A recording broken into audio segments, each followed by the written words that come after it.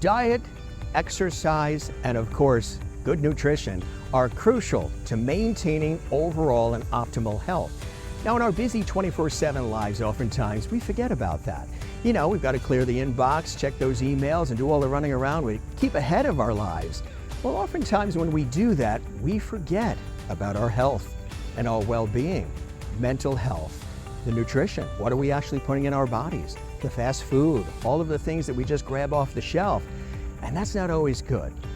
Reason why? Because there's consequences to that lifestyle.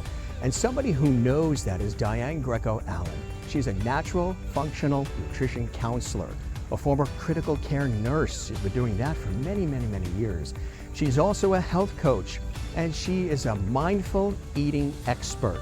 She also owns and operates Digestive Distress Solutions, which is an extraordinary way that she is designed to help people reach optimal health, return to optimal health as well. She's also a noted author.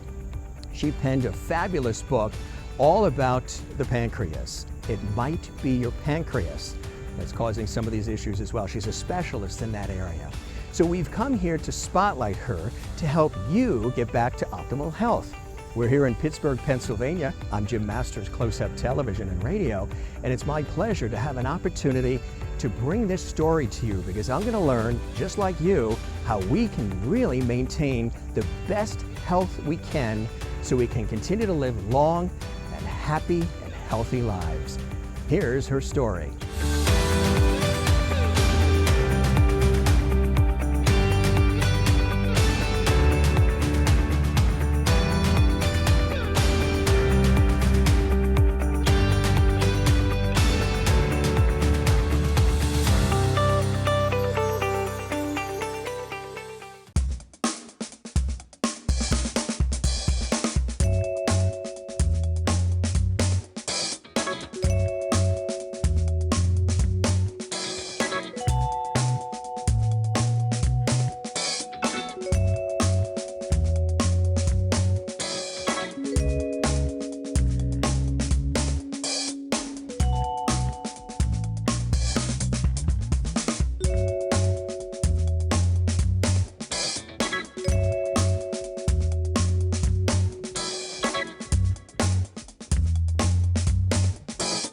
You know, we had such a wonderful opportunity to chat with our very special guest on Closeup Television, Diane Greco Allen, when she was a guest on Closeup Radio, our radio series.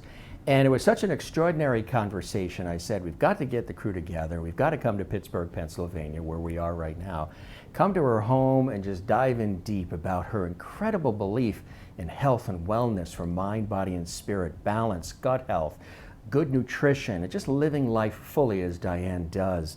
So we're here with her, and it's a real pleasure to see you once again, Diane. We had such a wonderful time on Closeup Radio, and I'm so glad that we were able to come here to Pittsburgh to see you in person. Thanks for inviting us to your beautiful home. You're welcome, Jim. And it's wonderful to meet you. And you have a wonderful show, and I was so happy to be on it.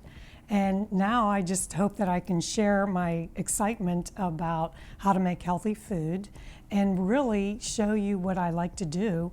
And also go to a beautiful venue today, Bella Sera, where we can really explore some new flavors and introduce some new foods that are almost medicinal for us. And it'll be wonderful to work with you today. That's going to be an incredible thing that we do as part of our day here in Pittsburgh is not only this conversation in your home, we're going to go to this beautiful venue where you're going to cook for us. We're going to have an opportunity to see you doing your thing, which we're going to do here at the house as well. But some of the unique foods that you're going to be creating for us are going to be quite special, aren't they? Yes, they are. Well, you know, I'm Mediterranean background. I'm full-blooded Italian, so I do have a lot of those flavors that come into my cooking. But I also incorporate other types of flavors from just the American lifestyle and also from even German and all type walks of life. Because when you really think about it, we want to take those flavors and move those into a special place and be aware of what we're eating to support our immune system and to support our life and our mental health, because it all works together. And when things are working well inside, they help us with our mental status and just to be able to enjoy things in general. Let's go back in time a little bit. You grew up in a loving, warm, big Italian family. And traditionally, a lot of times, Italian families are known for all of the pasta and the sauces and the cookies and a lot of good food around, the table, and as they tell stories and things of that nature, especially at holiday time. What was your early period of your life like with the exposure to all these different foods, and how did that experience early on sort of lead you to some of what you're aware of today? Well, at the age of 10, I was sort of like my mother's second hand when my sister was born.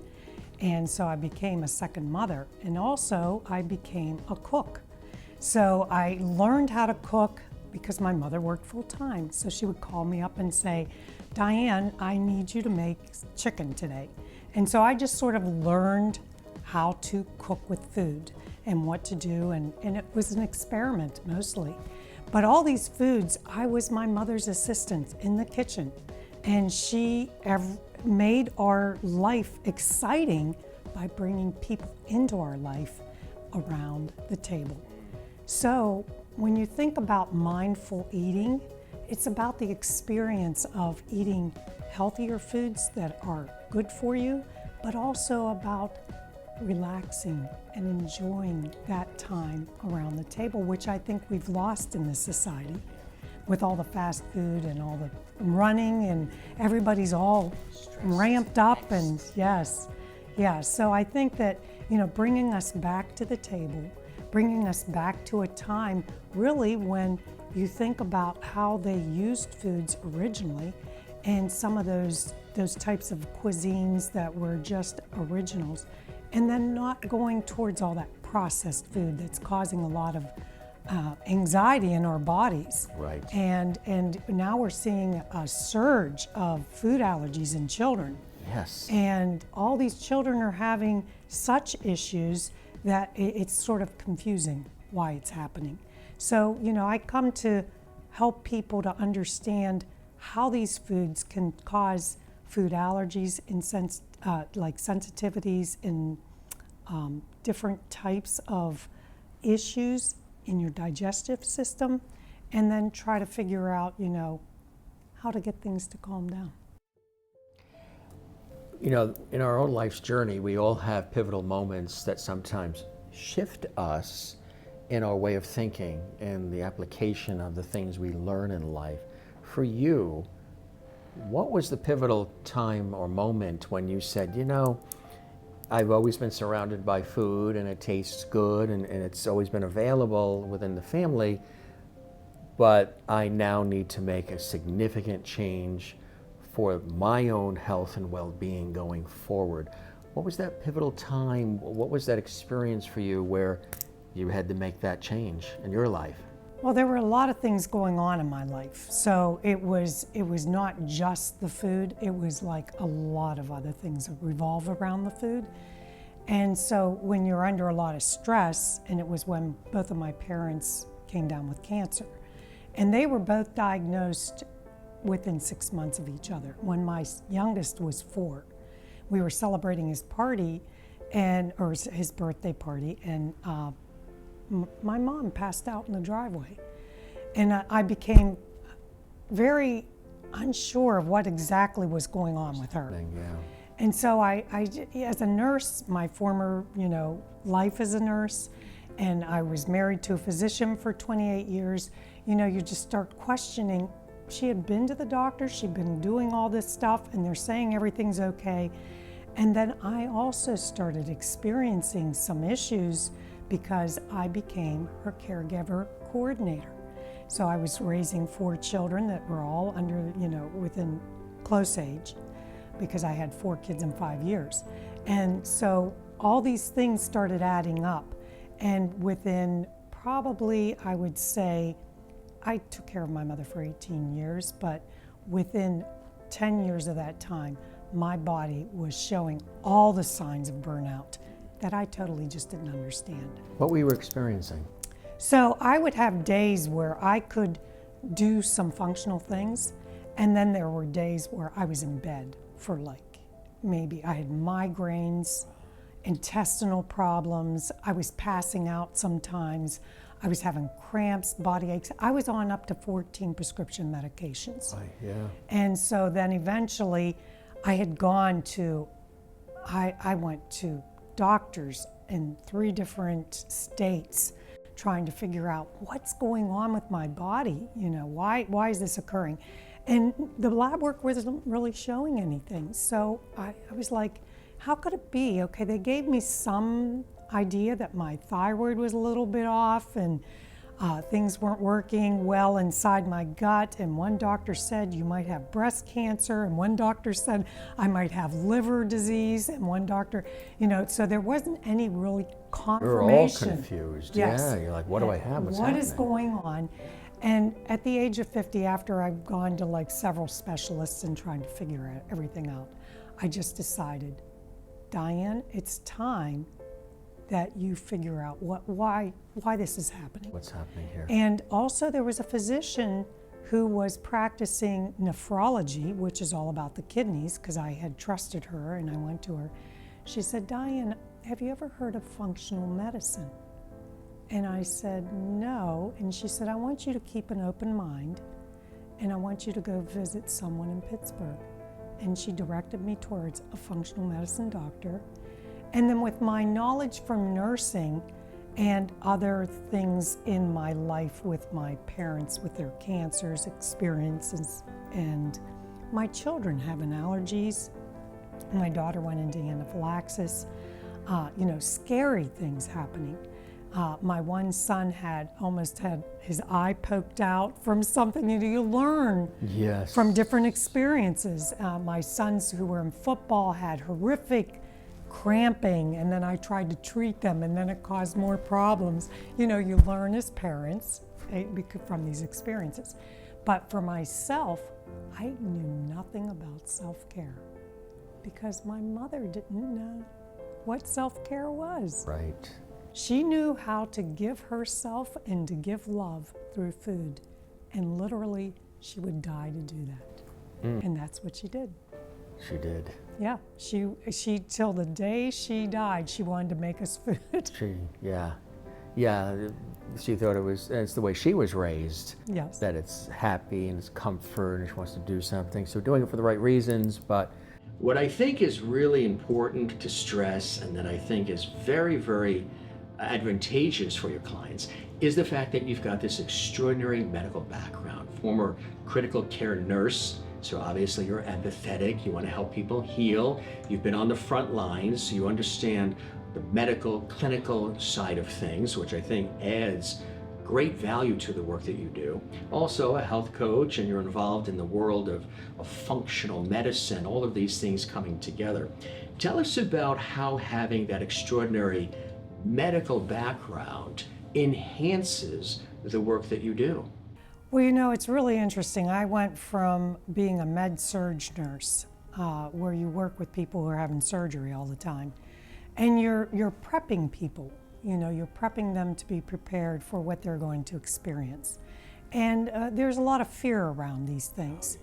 And so a lot of people that I deal with are already in a fearful state because they're either having a lot of pain and they don't understand their pain. It might be a chronic situation. You really don't know what's around that. But what's fortunate is I've seen a lot of people in pain.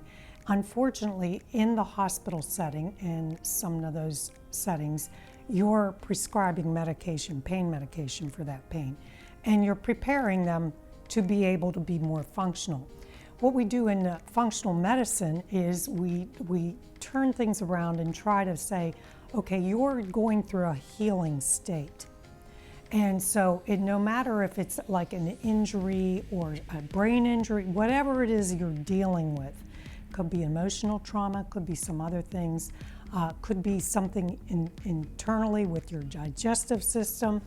But any of these healing states, you just have to understand, you got to give yourself permission to go through it and to understand that if you do not nourish the body properly, the body will send out a lot of signals and tell you it's time for you to pay attention.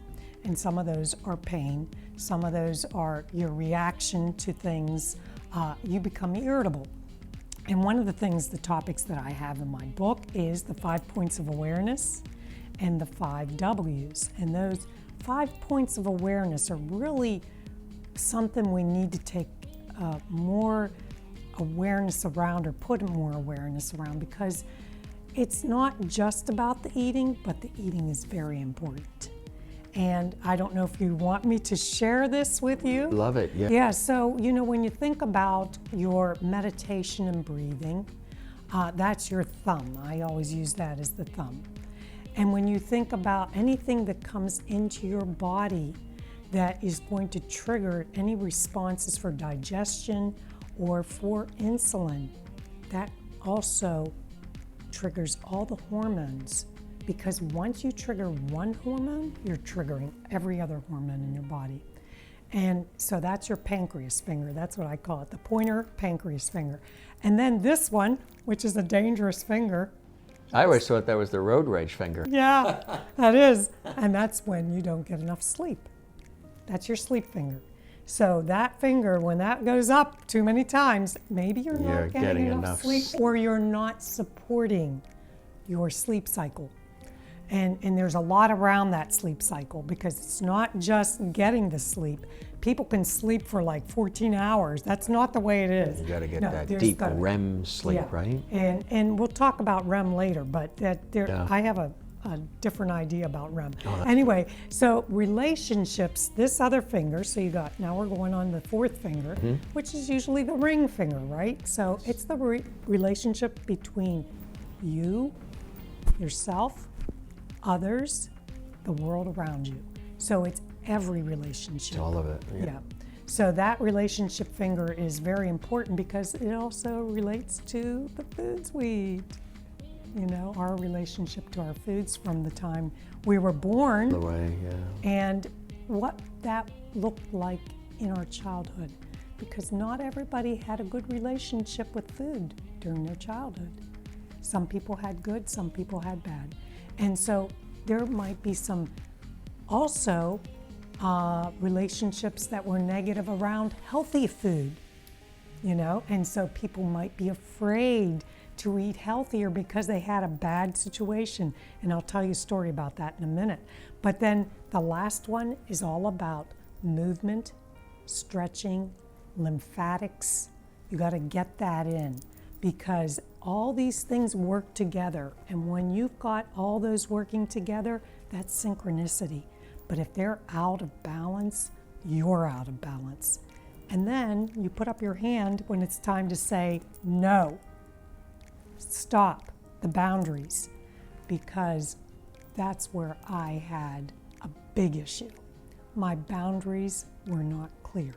You and I talked about that on the radio show, and it actually took me, after one of our close-up television shoots, when we had a little extra time and the shoot was wrapped and we said our goodbyes, and we had been there for 2 days, and the camera guy went back. We were in Nevada, the camera guy went back to LA, and I took the rental car and just haphazardly, not prepared, in August, a couple years ago, drove alone through Death Valley.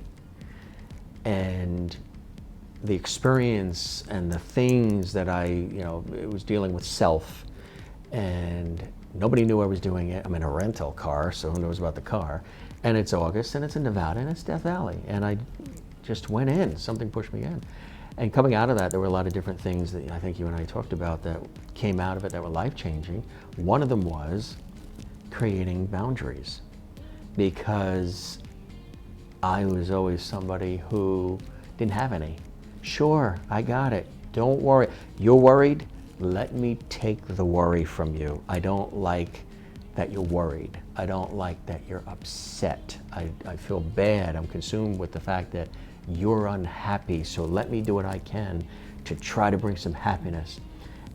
Pausing yourself while you're taking care of the rest of the world's needs. So I had to create, and realized, whether people enjoy that or not, because not everybody likes when you create boundaries, create some boundaries healthy boundaries, where you can't always say yes, you can't always agree with everything, you can't always hold your tongue constantly. You have to find ways to express, and so that is a very liberating thing that you just said, that you discovered there were no boundaries really. And I mean, being a nurse, you're empathetic, you're kind, you want to help people heal, you care about them, you want to make sure that they got what they need. That's something within you that is baked in early, which is a beautiful thing, but can lead to having no boundaries. So that's a great one, and a lot of people probably watching are saying the same thing. I'm always helping and doing and saying and pleasing. How did you create the boundaries and stick to them? I work with that every day. And it is a practice. Great answer, yeah. Because you have to practice it. Yes. And one of the things that is still in my heart is that my mother was there for all of her people. Yeah. And so I saw it, learned it, yeah. Yeah, so I've learned that. And so she was a woman of many people, Christian mothers, and she was a Franciscan, really secular Franciscan, so she was really spiritual into that community. And so she brought a lot of beautiful people into our lives.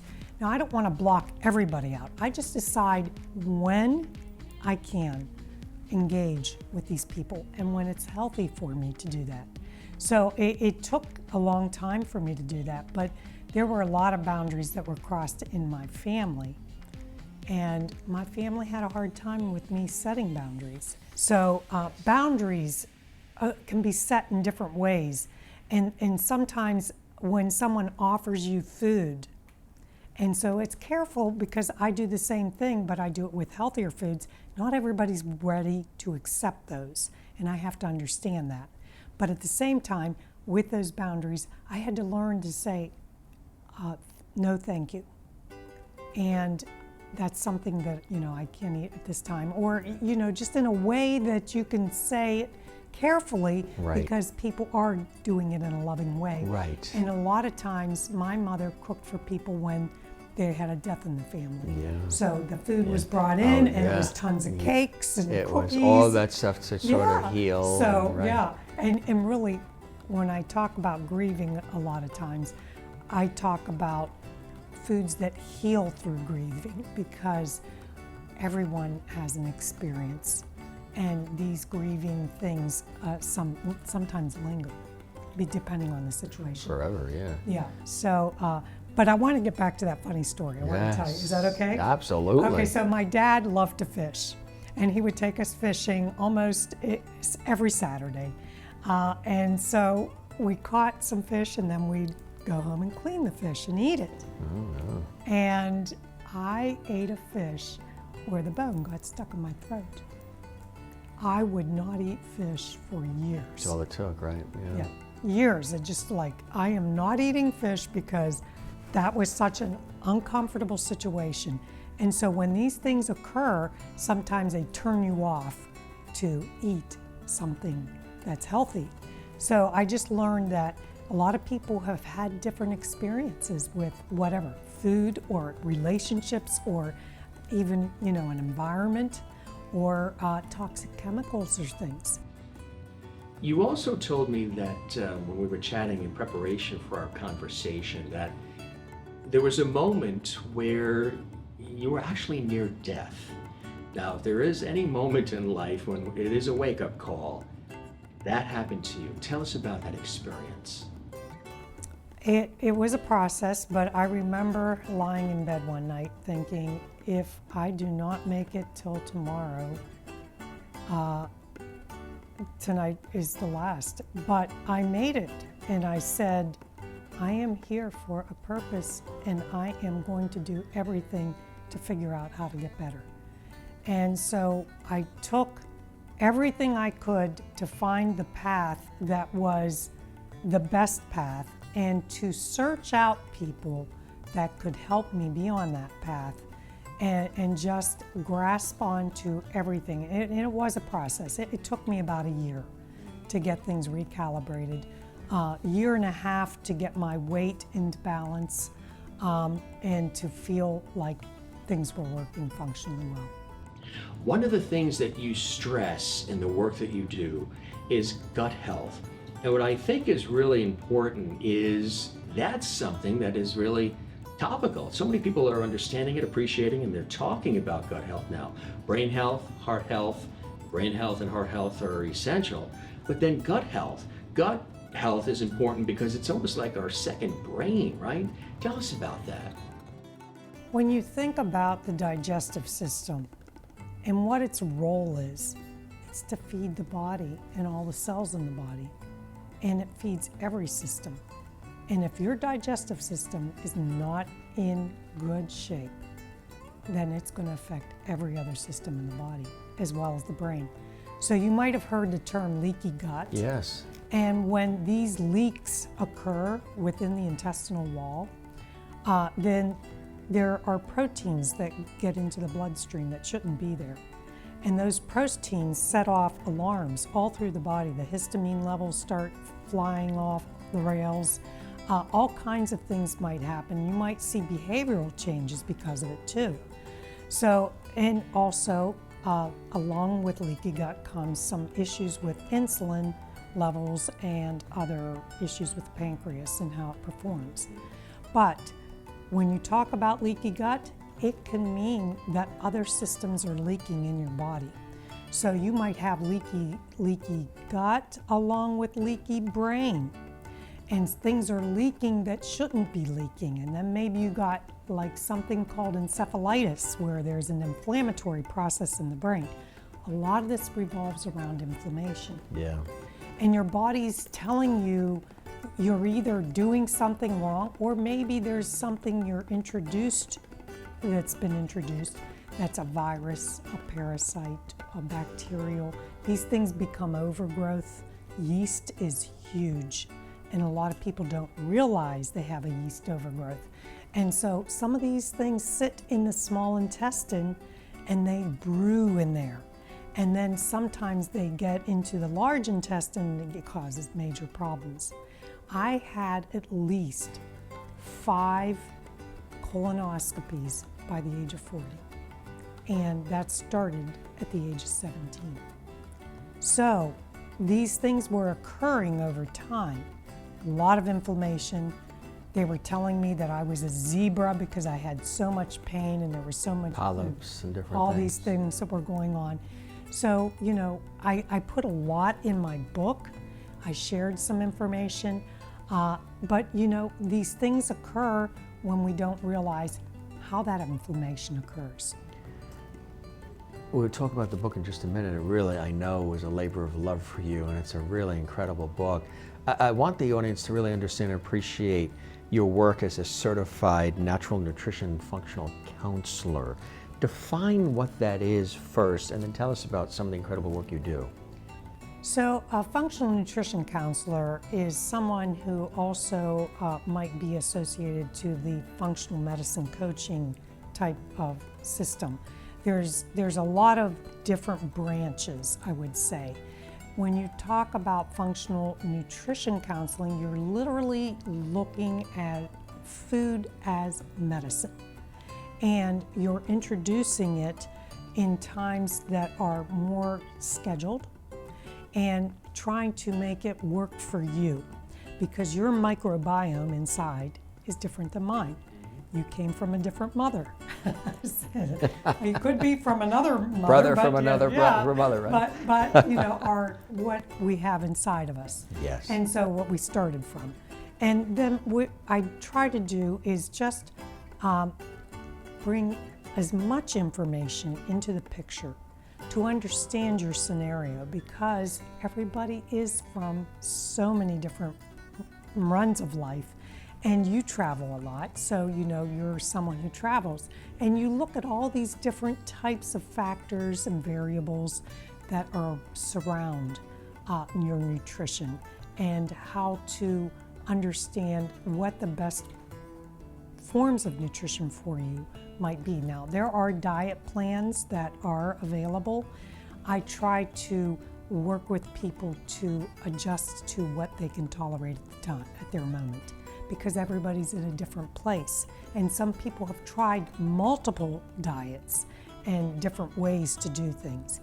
But when things aren't functioning well, you might be jerking things around a little too quickly. Let's talk about how you do the work. Do you do an initial assessment?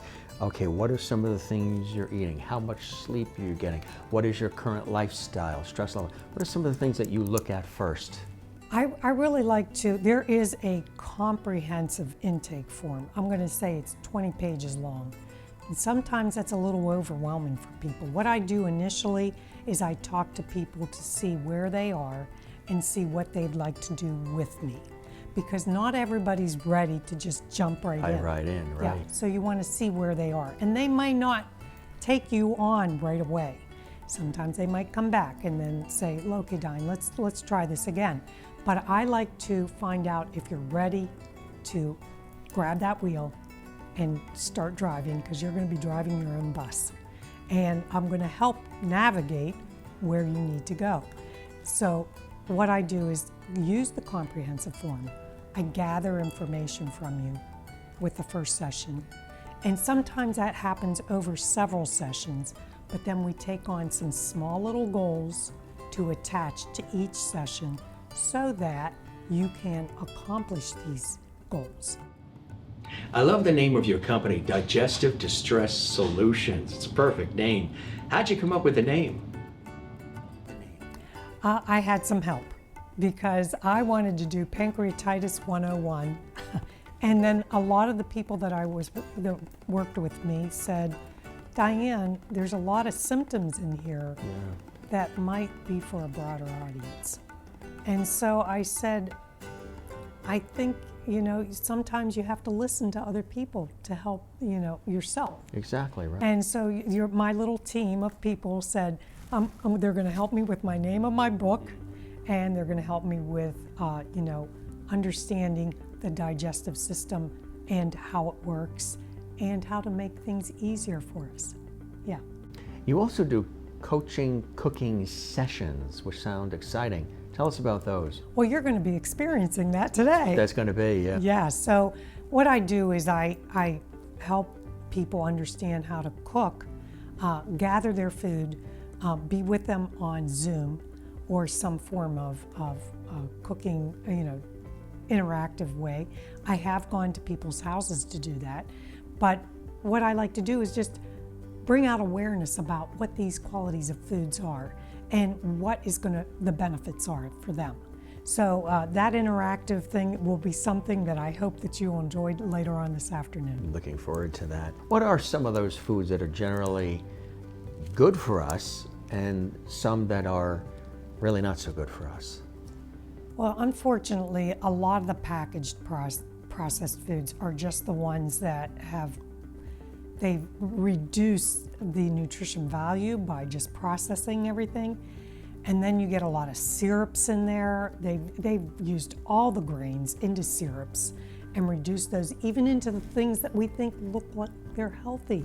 So some of those bars that you eat, and I went through all that. I experimented with all those bars and with all those powders and all those different things. And what I found was eating healthier foods from your market that's fresh produce and going towards fresh meats and fish and poultry, any of those things. Now, I know a lot of people are having allergies with a lot of these things, so you have to figure out what to pull, how to manage that. But when you think about when we grew up, we were putting eggs in our cake mixes. Everything was mixed together. We were eating a lot of different casseroles. Everything was mixed together. And then we all ate it all together. So some of our cow products were all mixed with everything else, and we just ate a lot of it, So what I try to do is to simplify cooking, to make it easier, to put things in your refrigerator that you're going to be able to access when you're hungry, not only when you're hungry, when your body needs it. When it needs it. Yes. And some of us are afraid, a lot of people are afraid when traveling to eat on the road or drink on the road because they're afraid they're going to have to go to the restroom. So a Hey, lot that of second one, yeah. And then I get dehydrated and I didn't have enough water during the day. Exactly. So some of those scenarios, when you balance out, another part of my cooking is carb smart and being more aware of what the beneficial carbs are in addition to the proteins and the other vegetation. Because when you overdo the sugars and the carbs, then things start doing, the body starts doing all kinds of stuff.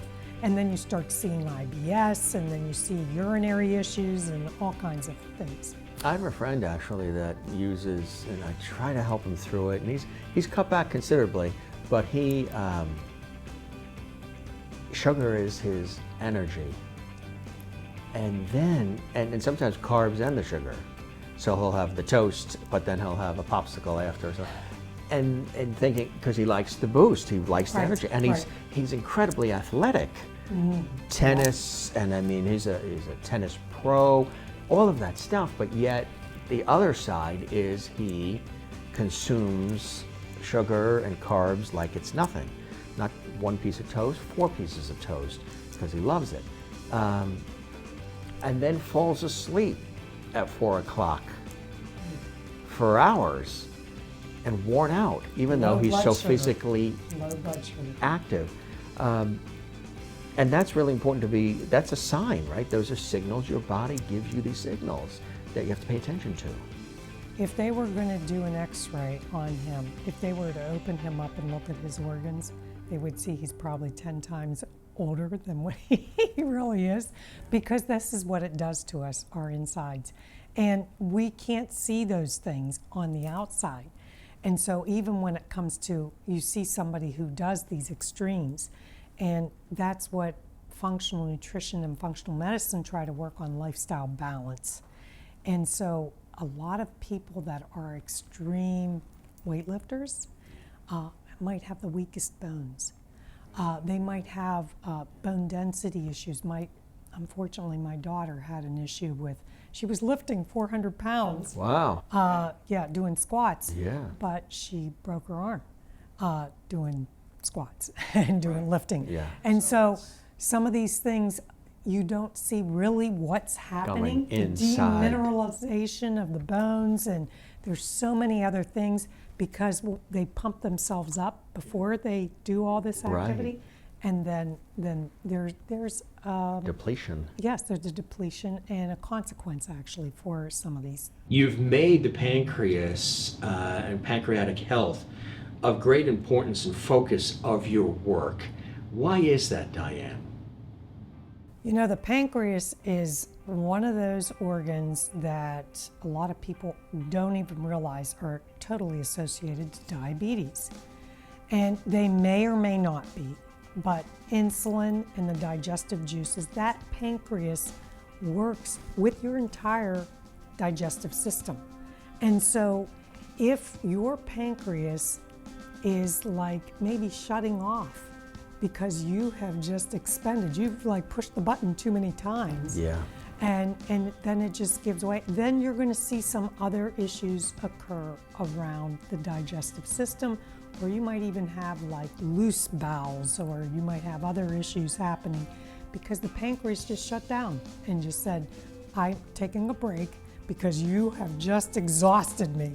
So, you know, when it comes to that point, a lot of kids may develop these issues. And unfortunately, when I grew up, I knew a lot of families who had type 1 diabetic kids. And a lot of them, their parent, we had an Italian family lived across the street who lost her legs to diabetes. So I had seen a lot of people, and I was a nurse who went to everybody to check on them in the hospital. I always went to everybody's family member. And Sure. Yeah. What are some signs, practical things that we can do right now to be aware of, you know, a situation where the pancreas is not healthy? When you start having changes in bowel movements, things aren't looking normal, and undigested food, there's something going on. Because the stomach and the pancreas work together to get these things going, and also the salivary glands. And all these things in conjunction together need to be performing together. If you're having some major issues with moving your bowels on a regular basis, or even loose, things are just going back and forth, and so that IBS scenario might be a symptom. But you also might experience weakness, tiredness, fatigue, some of these chronic fatigue situations. That could be that your pancreas isn't quite working up to par. You wrote a book that really focuses on the pancreas. Tell us about this incredible book, It Might Be Your Pancreas, and what was the inspiration for it?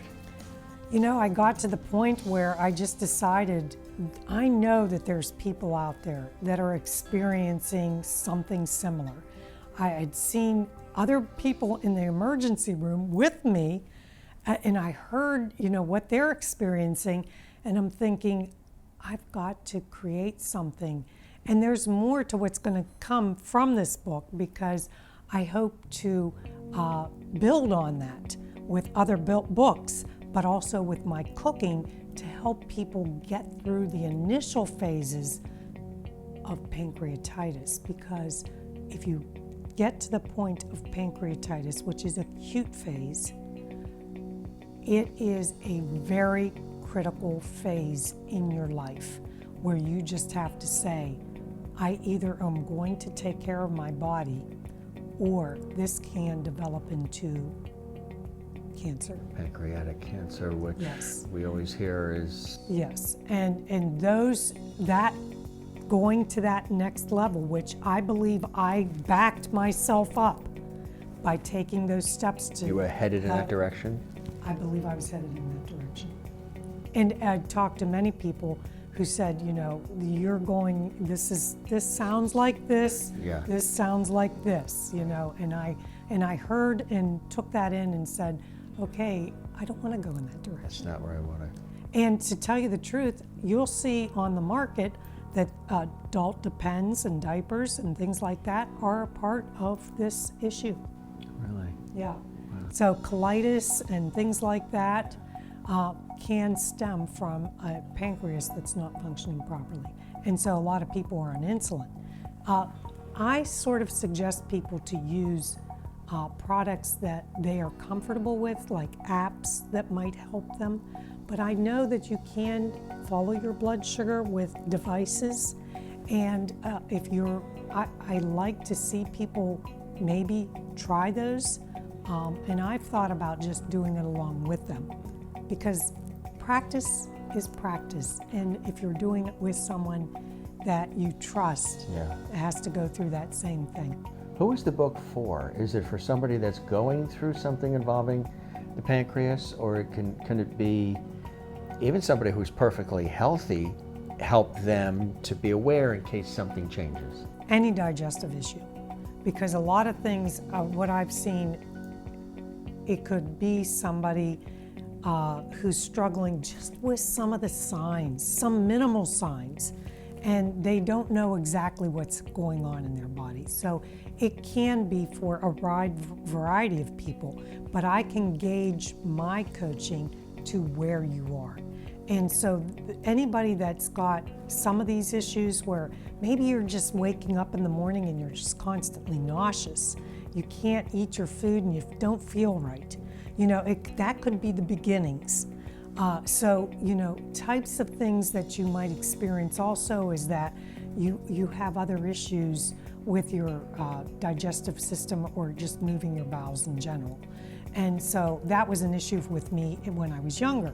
And so there are little things that I try to introduce topics with individuals to help gather that information to understand where they might be, because it can be a wide range, and that's why it might be your pancreas and not pancreatitis. It is about pancreatitis awareness, Right.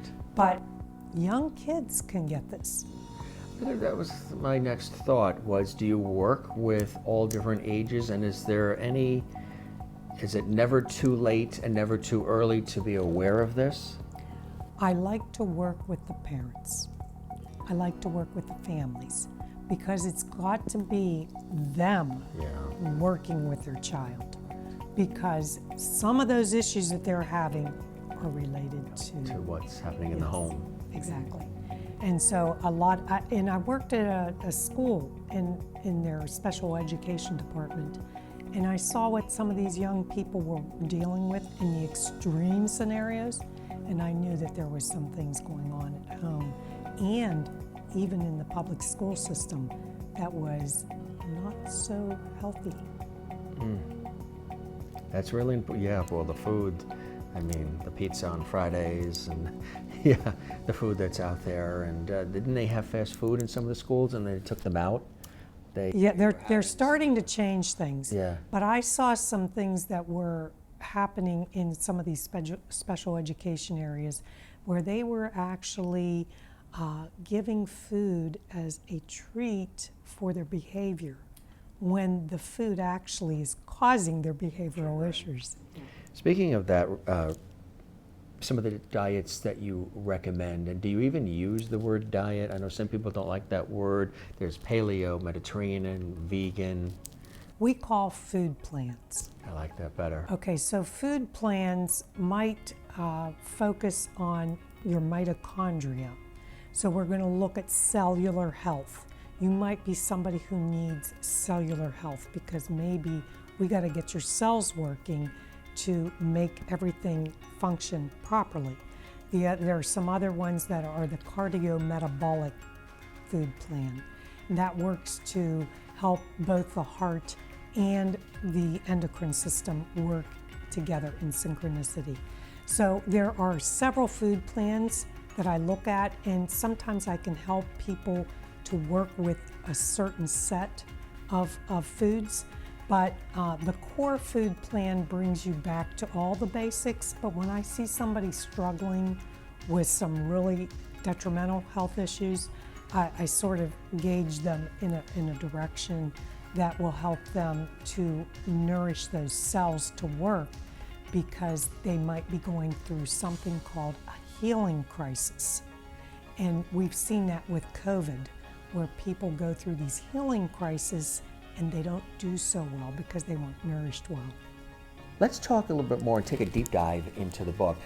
A lot of times, when people see a book that's out, especially if it's a medical book or a book about finance or anything where it's a specific topic, if they're not totally invested in that topic themselves and fully knowledgeable of the topic, sometimes they may think it might be dry, maybe it's going to be clinical, maybe it's going to be a little stale.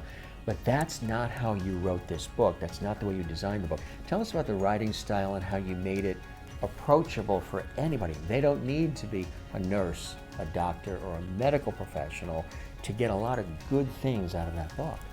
Well, I had to take a lot of that information from my own experience, and it just so happens that I had a nursing background. But I wanted to get some of the really easy things to take from what I can offer in the beginning of the book. But in the second part of the book, I put in the types of things you might be dealing with every day, which might be sometimes the cravings and the addictions and the things that we deal with every day when it comes to pain and caffeine and all the sugar. And it turns into this big cycle where we're just going from one thing to another. So I tried to use terminology that was literally layman's terms, and then throw in just some things to connect the doctors and nurses in with it, because they also end up being patients. So you've got patients who come to you, and then you have, they need to understand some of the terminology, because a lot of the people actually do a lot of investigating on their own problem. So they're already on the internet and they know a lot of terminology. So I've had a lot of people who even are like, that information isn't any good for me because I've done my own research and I've done my thing. But what I learn is that you can find a way to talk to someone and get that information to them from your own experience. And just clearly, a lot of it was some of the terminology that my dad used in conversation with me, and things like that, especially when it came to stress. And my father worked in a mental health institute. He worked at a state hospital. And one of our big topics between us, which I disagreed with as a nurse, I said, you know, this trauma can't cause this problem. And my dad was so on topic with what he had already experienced himself, and I didn't understand what he was saying at the time, because I didn't understand the impact of some of these traumas on the body and how they can emotionally and physically impact you. But what I learned was nutritional impacts, and how if you are more nutritionally stable and your blood sugar is stable, you are more resilient in any situation. So if you're in an auto accident, you might be able to heal quicker from that auto accident. If you have to have some surgery for a bone break from something, your body's in better shape to go through that whole thing. And I also can help people get through these difficult injuries and things. And I witnessed a horrific accident when I was a young girl that made me go into nursing, where there was a drag race on the road with two motorcycles right next to us. And that one motorcycle hit the curb and flew off and became a paraplegic. You saw that. Immediately made me want to go help that individual, but I didn't know how. So that was like what triggered me to go be a nurse. And these things in life trigger us to do things, and it was a good way to go for me, but I needed to learn more. I know, Diane, it's very important to you, and it's something we're hearing about a lot in the news, is the understanding and the importance of being aware of good mental health, having our brains be healthy, having our just understanding of dealing with certain situations that happen in our life, because life can be unpredictable and, you know, it throws a lot of things at us. That good mental health is something critical in our lives. Tell us why that is. I can tell you that from my own experience of really the deep depression and anxiety that I was going through, not only because I wasn't able to do everything I wanted to do in my mind, I realized that a lot of people put a lot of stress on themselves. And so then they put a lot of pressure on their bodies, and if you don't support your daily routine with food and pauses with good environment and nature and stretching and things of that nature, and just doing that little bit of just that little activity. If you're traveling, getting out of the car and getting a walk and doing some stretches. If you have a busy day and you're on the computer all day, making sure that you time yourself so that you take time away from that, because you're straining your eyes and your nerves. And that nervous system gets worn down, and that is linked to your brain. And when you wear your nervous system down, that's what they call nervous breakdown. And that was one of the things my mother said to me, Diane, I think you're having a nervous breakdown. And I said, what is a nervous breakdown? I had to really what do you mean I'm having a nervous breakdown? What is that? Yeah. Okay, so my body was giving out because of everything I was doing for everybody else. And I didn't understand how valuable foods were. The vitamin Bs, the omega-3s, I was not introducing those at the proper time in my body for it to be absorbed, and to build my brain, cellular function, all those neurotransmitters the way they should. I just didn't know that was all supposed to be happening in synchronicity, and I was just pounding the heck out of myself. So you learn from your own experience, unfortunately, but I want to be able to help people to let them know that maybe they're headed that way. That brick wall is right there. You just got to watch and maybe take a little bit of a sidetrack to get aware, or but I can also help people to understand where they are and how to come back a little bit into their space and to nurture their core values in life. Would you say that what you're doing also obviously has a lot of holistic nature to it? You're combining your expertise in the traditional Western medicine way with some of the holistic, newer ways of looking at things and blending both for your clients? Believe it or not, it's not newer. It's just we are bringing... Some of it's old? Yes, some of it's older. And so you learn about what the Eastern, Western way of looking at things and just introducing it in a new form. Because I was raised strictly Catholic, and I believed in, I believe in expelling energy from the body by singing and by expressions of dance and by listening to drumming, and those were Native American ways, and to enjoy music. As you mentioned, that was one of your things and passions. Yeah. I love to dance, and so that's a way that I express myself, but I also like to do interpretive yoga. And so I do different ways, and I like hoverboarding. I like to practice with balancing and try to do things that I was afraid to do when I was younger. And then you find out you can do some of this stuff. Now you have to be very careful because you are, in my 60s, but But you're not limiting yourself like right, you used to. the fear. So, the Diane of today versus the Diane of then. Who is the Diane of today? Diane of today is the new Diane, and she is loving life and moving forward in a new path and enjoying the people she can and not being afraid to do show some expression, because I always kept it in.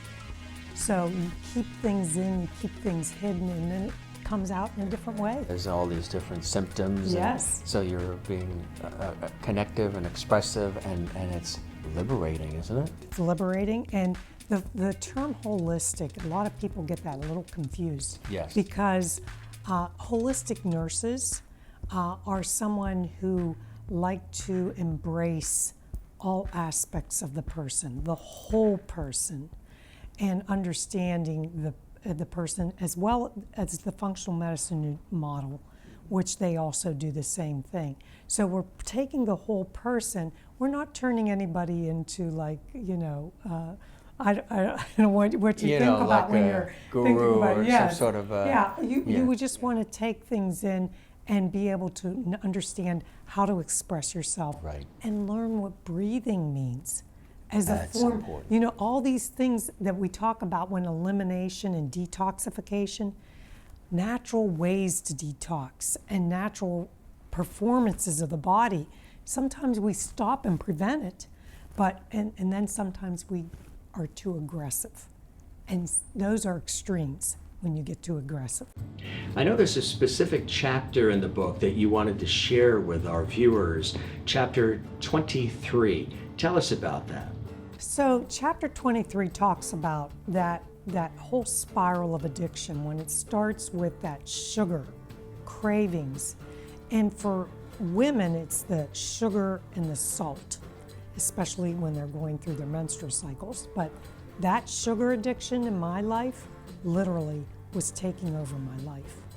And that can turn into, go from sugar to alcohol and other things that come with that addiction, and then you're looking for something to take for pain, and it just keeps cycling around, and it turns into a horrific cycle. Vicious cycle. And people sometimes get really trapped into it. And that sugar cycle, I know, you've got Monsters. They live in the back seat of your car, and then you're drinking Monsters. No, I'm just kidding. Right. But you know what I'm saying. A lot of people The energy rely, drinks yes, and all all these things that cause a lot of issues.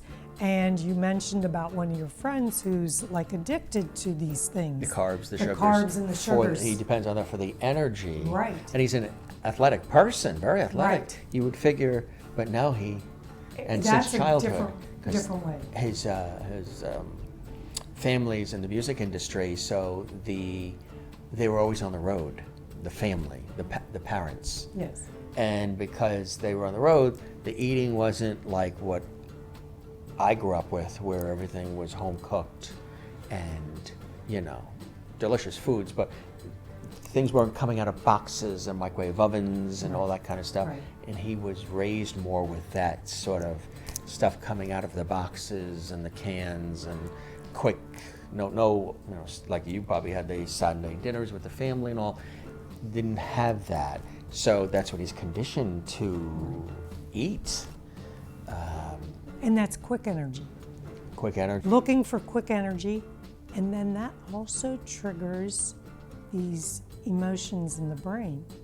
And that's part of the addiction process. No vegetables. And then, yes, and so it's just constant, and believe it or not, it turns into a shrinking brain.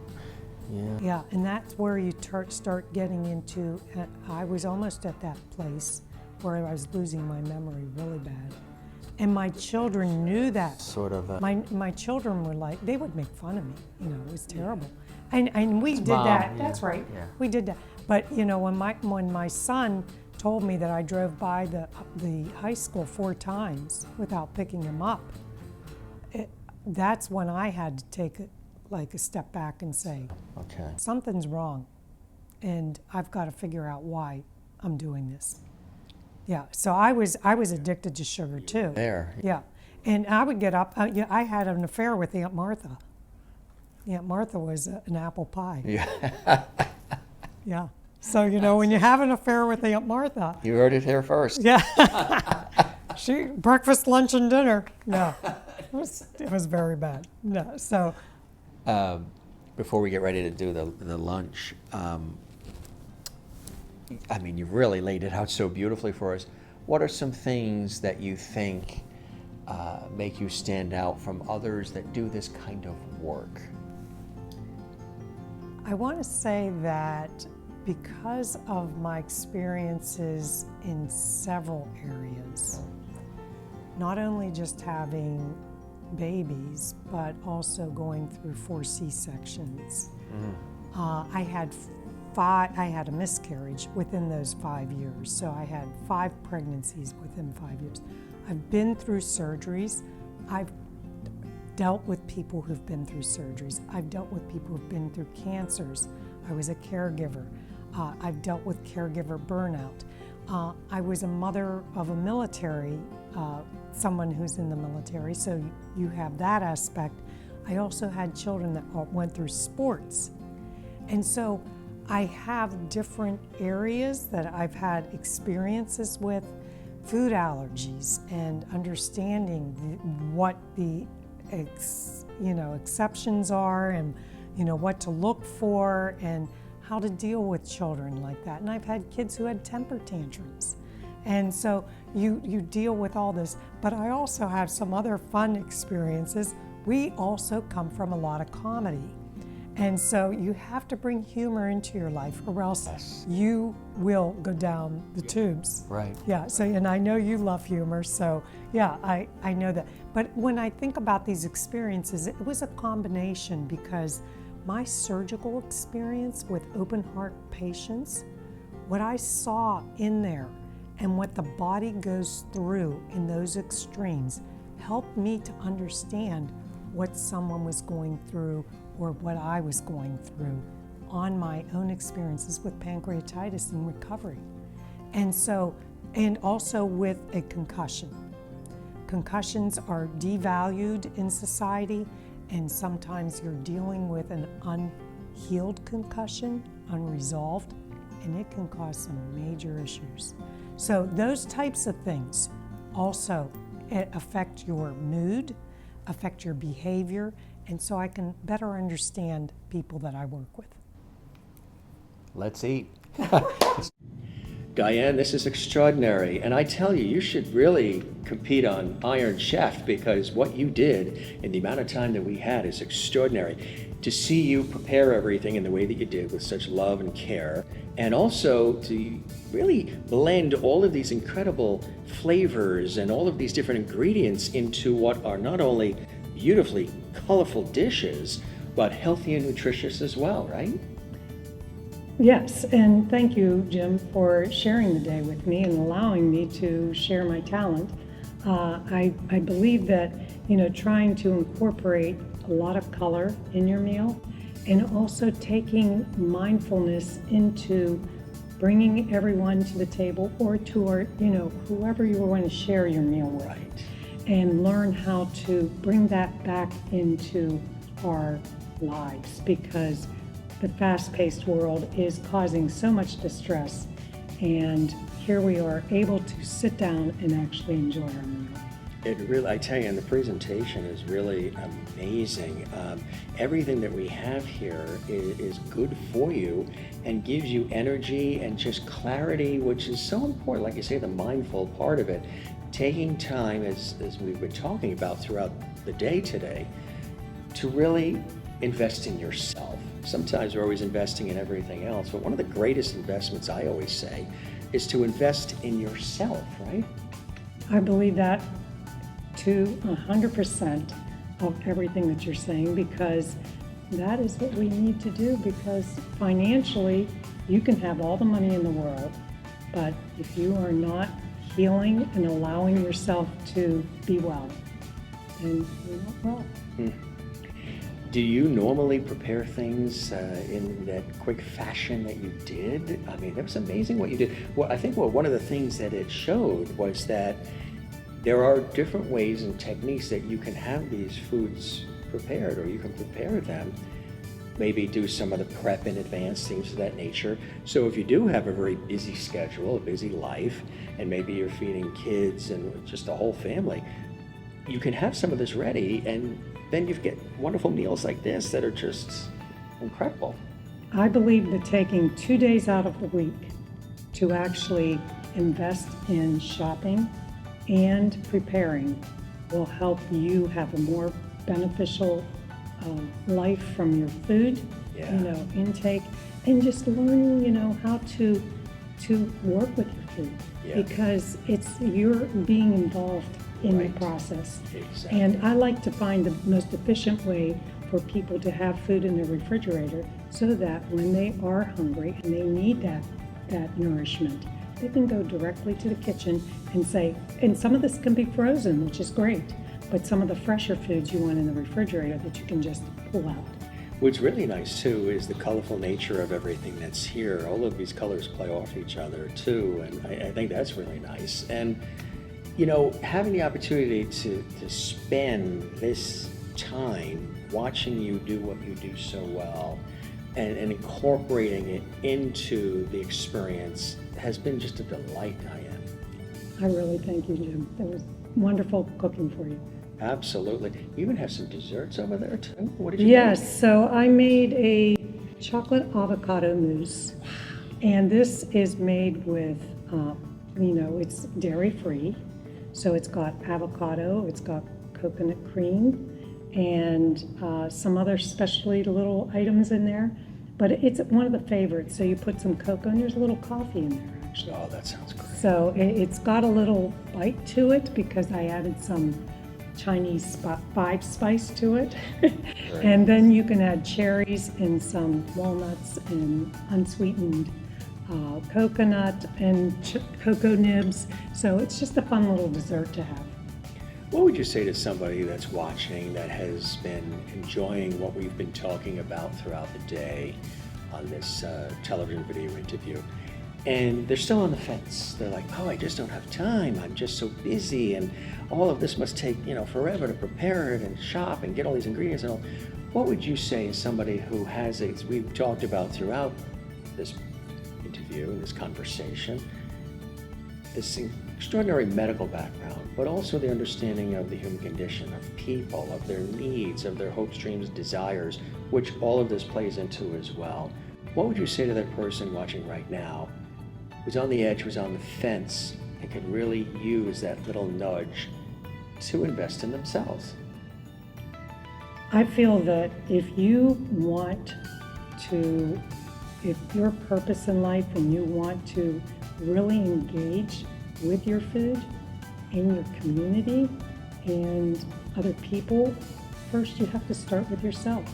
And you really have to think about what the benefits might be, because it might be financial, that you are investing your money into this instead of a hospitalization. So you're just shifting your mindset and putting things inside your body that are healthier for mind, body, spirit. That's incredible. You know, do you have a favorite dish in front of us here, or do you like it all? Okay, I love the brajol because I love brajol, but I also love the beef rouladen. And everything here is something that I love, so that's why I prepared it. But With love, too. Yes, and this dish that is the stew, the Italian stew, which any culture could make that fresh vegetable stew, is so unique, and that brings back such childhood memories that were so wonderful. So, yeah, all this. Well, before we say the thank you and goodbye, let's dig in and have some of this. I've been dying to try the soup, which I got a chance, it was so great being in the kitchen with you, Diane, and sort of assisting and slicing and dicing and rolling, and it was really, really cool.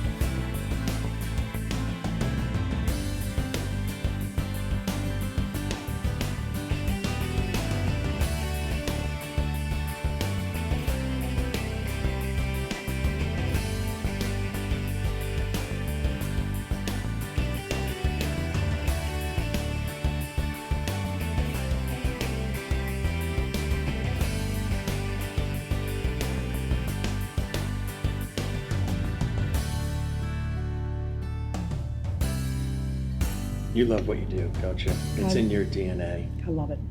What are some of the things that you love about it? It's preparing, it's connecting to food, it's giving myself permission to eat well, and recognizing that I can share food with people that might enjoy it. How has it transformed your life? It has transformed my life because I'm an example of my practice. So I feel that, engaging in the practice of preparation, and if you think about the Catholic religion and how you're at the altar and you're preparing and you're doing everything, and you give thanks and blessings to what you're about to receive. And this is what we're doing. Absolutely incredible. Diane, this has been extraordinary. really extraordinary experience from, spending time with you at your home, which we really appreciate your allowing us to do. And also coming into your world, you opened up your world to us, and you were very, as I mentioned earlier, authentic and real about your own experiences, which I think people, connect with on a deep level. It also spurs them to acknowledge their relatability and then make those, very important decisions in their life to be proactive about their health and mindful of what they're eating and what they're doing and reducing stress and all those other things that are tied in with it. And then to have the lunch and then be in the kitchen with you here at this beautiful facility, Bella Sara, and then dine with you. This has been a full circle situation and a complete joy to spend this time and also learn. I'm going to be going back to the East Coast with a lot of additional knowledge about even things I can put into practice immediately. I'm happy to hear that, and I'm so pleased that you were able to come, and it was wonderful meeting you. A real pleasure. I wish you continued blessing and joy in your life, and thanks for feeding us and also giving us a lot of tools that we can use to, again, reach optimal health and maintain it. You're quite amazing, Diane. Thank you so much, Jim. What an extraordinary experience to come here to Pittsburgh, Pennsylvania, and not only dig into this extraordinary food, but also have an opportunity to learn from Diane Greco Allen many practical ways that we can implement into our lives right now to lead healthier lives, to be more mindful of the way that we eat, to reduce stress, to exercise, to take time for ourselves. As I said earlier in the introduction, oftentimes we lead these busy 24/7 lives and we don't take the time to invest in ourselves. Diane, with the experience she has in the medical field, combined with what she's doing now, is somebody who truly is passionate, she's knowledgeable, and she cares. She cares about her clients. She's like a friend, which I think is a beautiful thing. This truly has been an extraordinary experience to come here to Pittsburgh and experience not only the food, but to learn more about Diane and why she does what she does. There's a lot of success stories, lots of wonderful testimonials, but the best is have an opportunity to learn for yourself, and you can do that. You can go to her website, connect with her. She's very affable and very responsive, and again, she truly cares. So for all of us at Closeup Television and Radio, we toast you. I'm Jim Masters in Pittsburgh, Pennsylvania. I'm going to keep eating because it's that good. And thanks for joining us on this episode of Closeup Television.